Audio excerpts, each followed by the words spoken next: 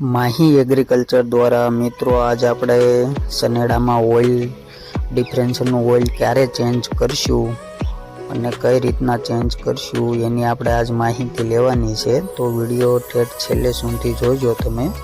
તો મિત્રો આપણે આ એમ્બેસેડરનું ડિફરન્સર છે અને એને ઓઇલ કાઢવા માટે નીચેમાં એક ડૂટ આપેલો હોય છે, ઘણામાં બોલ્ટ આપેલો હોય છે અને ઘણામાં ચોરસ ડૂટ છે। તો આપણે એ નીચેથી ખોલી નાખવાનું છે। તો મિત્રો તમે જોઈ શકો છો કે આપણે ડૂટ ખોલી નાખ્યો છે અને જૂનું ઓઇલ નીકળે છે। મિત્રો વિડીયો ગમે તો લાઈક કરો, શેર કરો અને ચેનલને સબસ્ક્રાઈબ કરો। અને તમારે જો કોઈ પણ જાતનું સનેડામાં રિપેરિંગ કામ હોય તો અમારો કોન્ટેક્ટ કરી શકો છો, અથવા નવા સનેડા લેવા હોય તો પણ અમારો કોન્ટેક્ટ કરી શકો છો।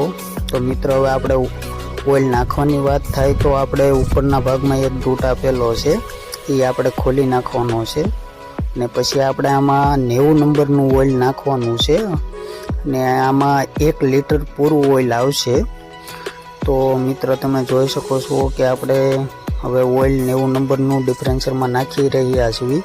અને મિત્ર આપણે ઓઇલ ફેરવવાની વાત કરવી તો દર વર્ષે ડિફરન્સરમાં ઓઇલ ફેરવવું પડે, કારણ કે ડિફરન્સર લોડિંગમાં હાલતું હોય એટલે દર વર્ષે ફેરવી નાખો તો એમાં હેમરી હોય એ નીકળી જાય છે।